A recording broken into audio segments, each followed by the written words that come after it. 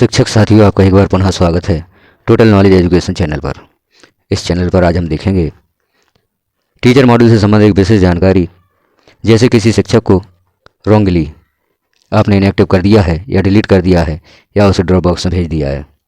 शिक्षक आपके विद्यालय में पदस्थ है, अभी भी कार्यरत है, किसी गलती से त्रुटिवश आपने उस शिक्षक को इनएक्टिव कर दिया है या डिलीट कर दिया है, तो उसे पुनः कैसे अपने विद्यालय में जोड़ें या कैसे यूडाइज में जोड़ें, इस जानकारी को हम देखते हैं।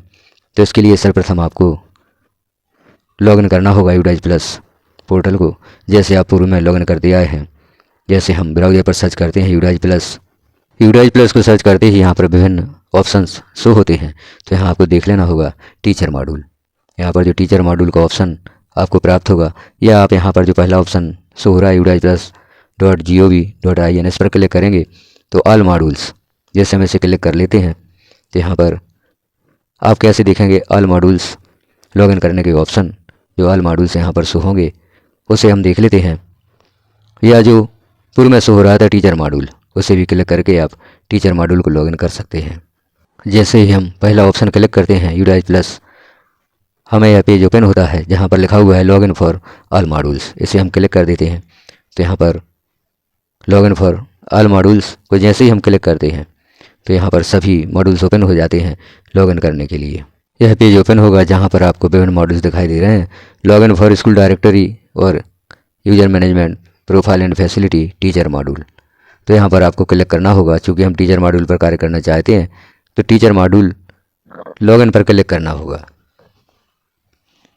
जैसे ही हम क्लिक करते हैं तो टीचर मॉड्यूल को लॉगिन करने का ऑप्शन उपलब्ध हो जाता है, जहाँ पर आपको यूडाइज प्लस का यूजर नेम देना है जो विद्यालय का डाइस कोड होता है, और जो भी आपका यूडाइज प्लस का पासवर्ड है उसे लिखकर कैप्चा फिल करके आप लॉगिन पर क्लिक कर दें।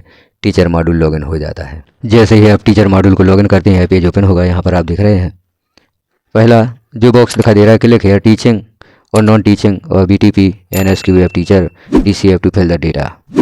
और दूसरा बॉक्स है ब्लॉक या डिस्ट्रिक्ट MIS डिटेल, यहाँ से आपको प्राप्त हो सकती है। प्रीवियस डेटा स्नैपशॉट तीसरे बॉक्स से आपको प्राप्त होगा। 2023-24 का डेटा आप देखना चाहते हैं तो तीसरे बॉक्स में जो गोल लिखा हुआ है उसे क्लिक करें। डिस्ट्रिक्ट या ब्लॉक MIS का कॉन्टैक्ट नंबर या डिटेल देखना चाहते हैं तो दूसरे बॉक्स को क्लिक करें। और टीचर मॉड्यूल से संबंधित कार्य करने के लिए, शिक्षकों की जानकारी संबंधित कार्य करने के लिए, जैसे यहाँ पर हम देख रहे हैं कि किसी शिक्षक को आपने गलती से डिलीट कर दिया है, इनएक्टिव कर दिया है या ड्रॉप बॉक्स में भेज दिया है, तो उसे वापस कैसे अपने ड्रॉप बॉक्स से टीचर लिस्ट में लाएंगे या स्टाफ लिस्ट में लाएंगे। तो हमें इसके लिए क्लिक करना होगा टीचिंग और non teaching BTP NSQF teacher DCF to fill the data, पहला बॉक्स जो है इसे क्लिक करना होगा। जैसे हम इसे क्लिक करते हैं आगे की जानकारी ओपन होगी।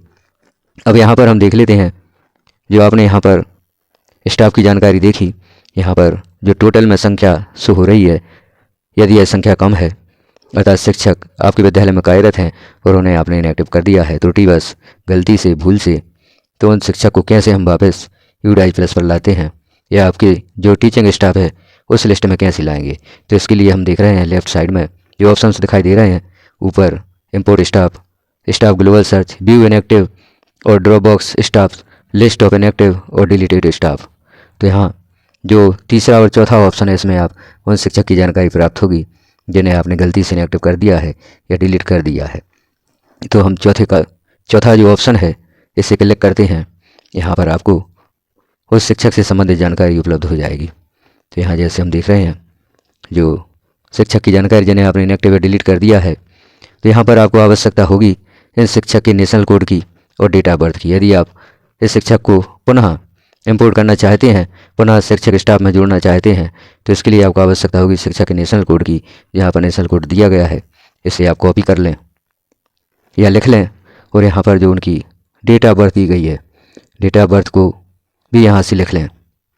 आप देख रहे हैं इन शिक्षक की डेट ऑफ बर्थ भी है और इन शिक्षक का नेशनल कोड भी दिया गया है।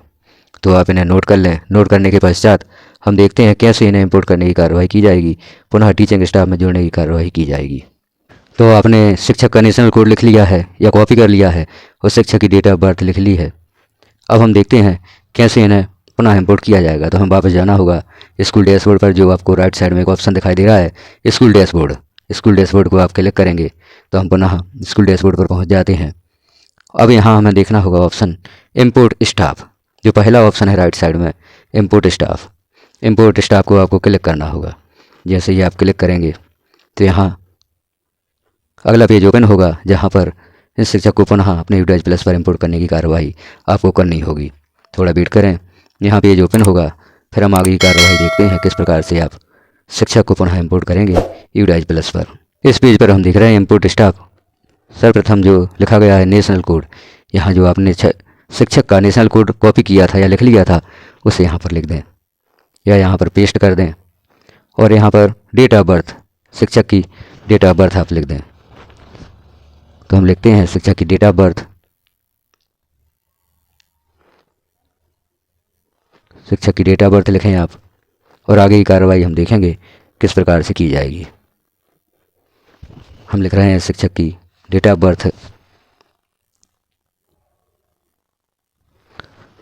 शिक्षक का नेशनल कोड और डेट ऑफ बर्थ लिखकर आप गो पर क्लिक करते हैं। जैसे ही आप गो पर क्लिक करेंगे तो यहाँ शिक्षक से संबंधित जानकारी ओपन हो जाती है। जैसे ही यह जानकारी ओपन होती है, अब हम यहाँ पर देख रहे हैं कुछ और ऑप्शंस। अब यहाँ पर इनका नाम, नेशनल कोड, सारी जानकारी उपलब्ध है।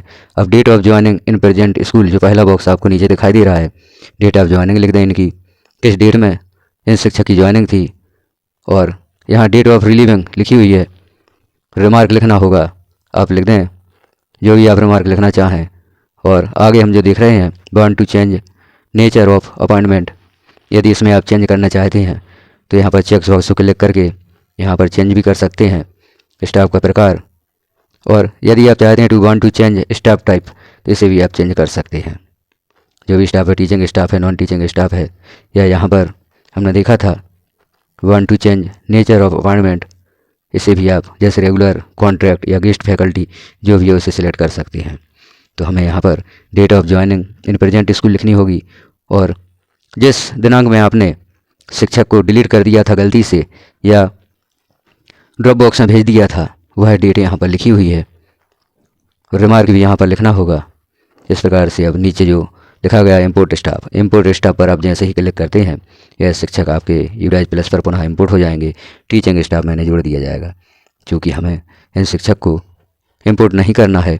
यह शिक्षक रिटायर हो चुके हैं और यह इनएक्टिव की लिस्ट में है, तो हमारे द्वारा इसे इंपोर्ट नहीं किया जाना है, तो हम यहाँ पर इन्हें इंपोर्ट नहीं कर सकते।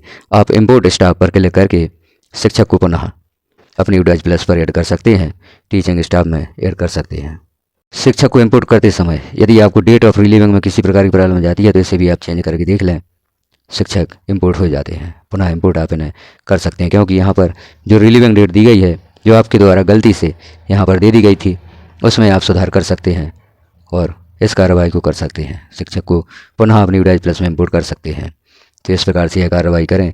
और यदि त्रुटिवश, भूलवश, गलती से शिक्षक को आपने इनएक्टिव कर दिया है, यूडाइज प्लस से बाहर कर दिया है या ड्रॉप बॉक्स में भेज दिया है, तो उन्हें पुनः यूडाइज प्लस पर अपने शिक्षक स्टाफ में लाने की कार्यवाही करें। तो जानकारी कैसी लगी आपको कमेंट में अवश्य बताएं। चैनल पर पहली बार है तो चैनल को सब्सक्राइब अवश्य करें, क्योंकि इस चैनल पर इस प्रकार की प्रॉब्लम्स का समाधान देने का प्रयास किया गया है जो आपको बहुत ही काम आ सकती है।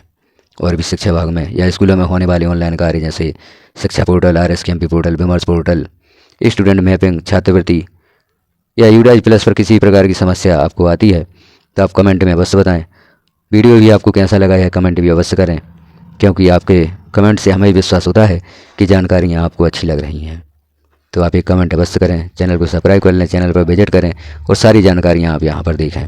बेल आइकन को क्लिक कर ऑल पर प्रेस कर दें, ताकि जैसे ही कोई महत्वपूर्ण जानकारी चैनल पब्लिश की जाती है वह आपको नोटिफिकेशन के रूप में प्राप्त हो सकेगी और सारी जानकारियों से आप समय रहते अवगत हो सकेंगे।